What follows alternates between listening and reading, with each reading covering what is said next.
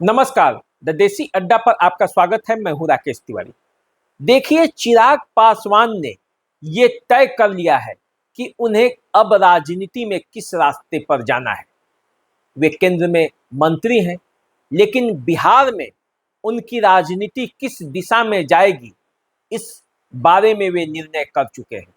2025 के चुनाव में उनकी रणनीति क्या होगी, कैसे वो चुनाव लड़ेंगे, किनके साथ वो चुनाव लड़ेंगे और किन परिस्थितियों में चुनाव लड़ेंगे, इन सब बातों का फैसला लगभग चिराग पासवान कर चुके हैं। आज इसी मुद्दे पर चर्चा होगी और ये चर्चा मैं क्यों कर रहा हूं, इस बारे में भी मैं आपको बताऊंगा। देखिए, चिराग पासवान बिहार के वैसे नेता हैं जिनके बारे में ये कहा जाता है कि भले ही उनकी पार्टी को ये माना जाता है कि वो परिवारवादी पार्टी है, भले ही ये माना जाता है कि वो जातिवादी पार्टी है, दलित पासवानों की पार्टी है, लेकिन चिराग पासवान कभी भी इस बात को लेकर कोई राजनीति नहीं किए। वे अक्सर कहते हैं बिहार फर्स्ट, बिहारी फर्स्ट। जाति पाति की राजनीति तो वो करते ही नहीं। भले ही उनको दलित चेहरा के रूप में देखा जाता है बिहार में, लेकिन वो कभी भी ऐसा दावा नहीं करते। अब देखिए, राजनीति में जिस नेता की चर्चा नहीं होती, समझिए कि उसकी राजनीति मर जाती है।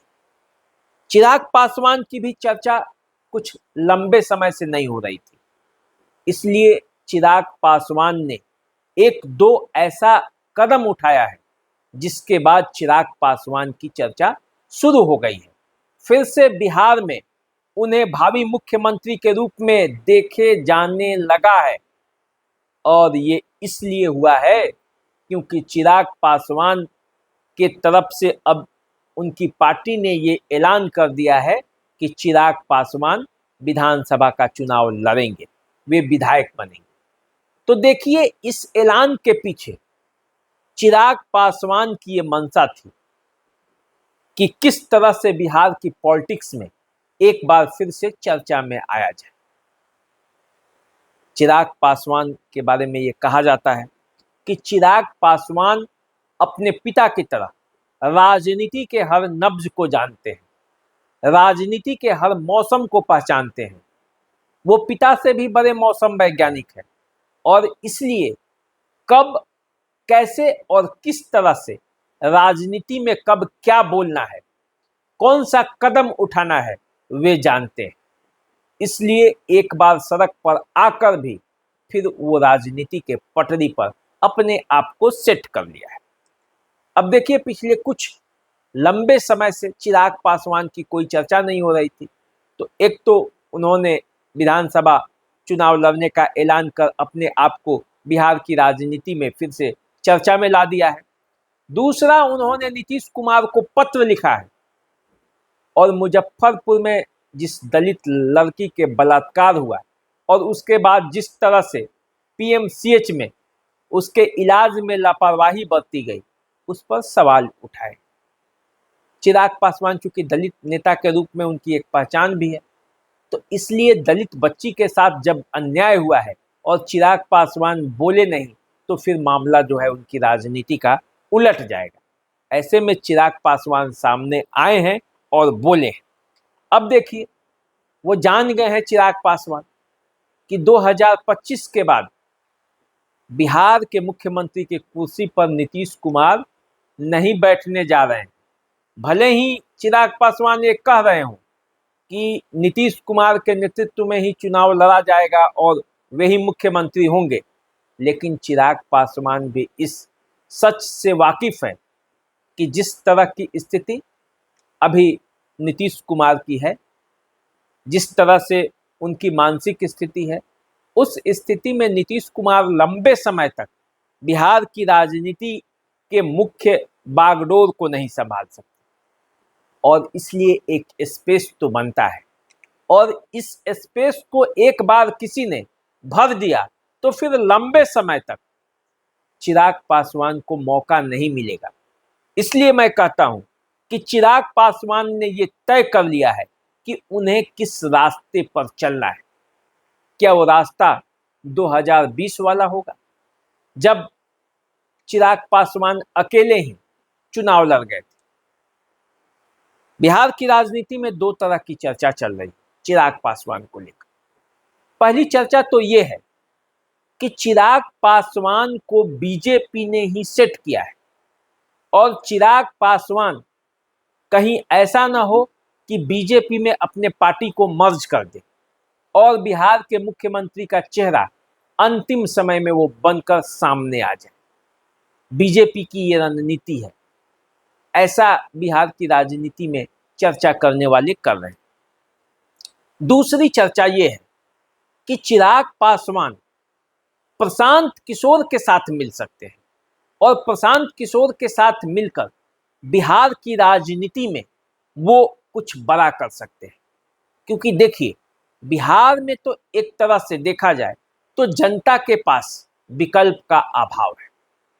एक तरफ तेजस्वी यादव हैं, भले ही मुख्यमंत्री के रूप में उनको ज्यादा से ज्यादा लोग पसंद कर रहे हैं, लेकिन यदि आप अंतिम समय में जाइएगा तो ये पता चलेगा कि लोग अभी भी आरजेडी को पूरी तरह से स्वीकार करने के मूड में नहीं। कभी तेज प्रताप का प्रकरण हो जाता है, कभी अन्य घटनाएं भी होती हैं। आरजेडी की जो कार्य पद्धति रही है उस पर लोगों का भरोसा कर पाना मुश्किल है।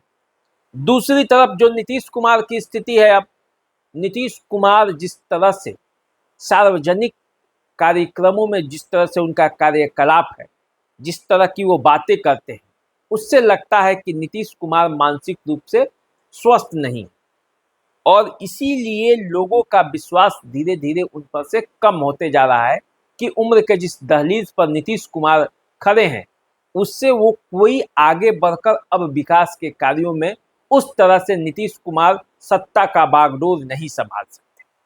अब देखिए, बिहार में कानून व्यवस्था की स्थिति भी कैसी है। सरकार की कई मामलों में किरकिरी हो रही, उसका पूरा बैगेज जो नीतीश कुमार का है वो बीजेपी के ऊपर भी है। बीजेपी न कुछ कर पा रही है, न बोल पा रही है। नीतीश कुमार गृह विभाग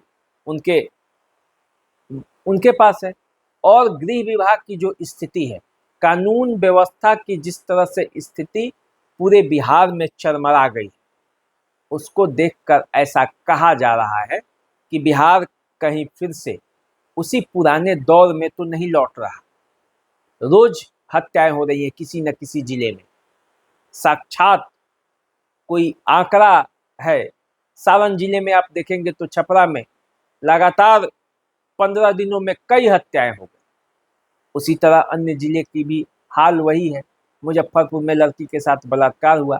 पीएमसीएच का मामला एक अलग से आ गया, शिक्षा विभाग में अलग से मामला है। तो कुल मिलाकर देखा जाए तो नीतीश कुमार की जो वो छवि थी सुशासन बाबू वाली, वो छवि अब धीरे धीरे धूमिल हो जा रही है और उसका बैगेज जो है वो सीधे सीधे बीजेपी पर भी आ रहा है। तो बीजेपी और नीतीश कुमार के बीच जो ये गठबंधन है, वो गठबंधन जहां एक तरफ सही रास्ते पर भी जा रहा है, उनको वोट दिलाने में समीकरणों को सेट कर रहा है, वहीं दूसरी तरफ उसका बैगेज भी है। जिस तरह से तेजस्वी यादव के पास लालू यादव के वोटर आ रहे हैं, उसी तरह उनके विरोधी उनसे छिटकते हैं, उसी तरह नीतीश कुमार और बीजेपी के बीच भी इस समय का जो रिश्ता है वो वैसा हो गया है। इस बीच कुल मिलाकर प्रशांत किशोर की तरफ लोग देख रहे हैं, लेकिन प्रशांत किशोर के साथ सबसे बड़ी दिक्कत ये है कि उनके पास नेताओं का अभाव है, उनके पास सधे हुए कार्यकर्ताओं का अभाव है। जनता उनके साथ है, लेकिन चुनाव लड़ने की रणनीति तो वो जानते हैं, लेकिन उस रणनीति पर चलेगा कौन, ये सबसे बड़ा सवाल है।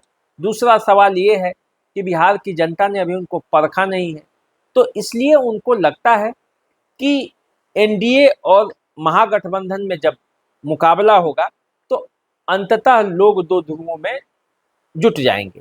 लेकिन जिस तरह से जनता का रुझान प्रशांत किशोर के तरफ हो रहा है, उससे ये लगता है कि जनता के मन में एक अकुलाहट है, वो छुटकारा चाहती है। वो ये चाहती है कि कोई ऐसा मिले जो फिर 2005 की तरह, जैसे नीतीश कुमार ने नेतृत्व किया था बिहार, उसी तरह का कोई नेतृत्व करने वाला मिले और उसके रास्ते पर चलकर बिहार आगे बढ़ जाए। चिराग पासवान में वो ऊर्जा दिखती है। चिराग पासवान के तरफ लोग नज़र गड़ाकर देखते हैं, लेकिन चिराग पासवान की जो पार्टी है वो अकेले बिहार में इतनी बड़ी फैसला भी नहीं कर सकती, उसके पीछे लोग इतने बड़े चलेंगे नहीं। तो चिराग पासवान को सहारा चाहिए। तो चिराग पासवान क्या पीके का सहारा लेकर आगे बढ़ेंगे? और क्या जब पीके और चिराग पासवान मिल जाएंगे तो बिहार की राजनीति में कोई नया प्रयोग हो जाएगा, या फिर चिराग पासवान बीजेपी के साथ ही रहेंगे? इन सब बातों पर कई तरह की चर्चाएं बिहार की राजनीति में चल रही हैं। लेकिन हमें जो जानकारी मिली, उस जानकारी के हिसाब से चिराग पासवान ने अपना फैसला, अपना मन, सब कुछ बना लिया है। समय आने पर सबको वो इम्प्लीमेंट करेंगे। उनके लिए हर विकल्प खुला हुआ है। उन्होंने ये तय भी किया है कि बिहार की राजनीति में वो अब सक्रिय रूप से शामिल होंगे, और बिहार की राजनीति में वो अभी नहीं आएंगे तो फिर 2025 के बाद यदि स्पेस भर गया किसी दूसरे नेता से तो फिर उनके लिए मुश्किल हो जाएगी। फिर वो अपने पिता की तरह बिहार की गद्दी पर, मुख्यमंत्री की कुर्सी पर कभी नहीं बैठ पाएंगे। ये रणनीतिकार उनको समझा रहे हैं। तो देखिए क्या होता है बिहार की राजनीति में। चिराग पासवान जो सोच रखकर आगे बढ़ रहे हैं उसमें कितना सफल होते हैं, ये देखने वाली बात है। तो चलिए आप हमारे साथ बने रहिए। द देसी अड्डा को सब्सक्राइब कर लीजिए। यदि फेसबुक पर आप हमें देख रहे हैं तो फॉलो कर लीजिए। अभी दीजिए इजाज़त। नमस्कार।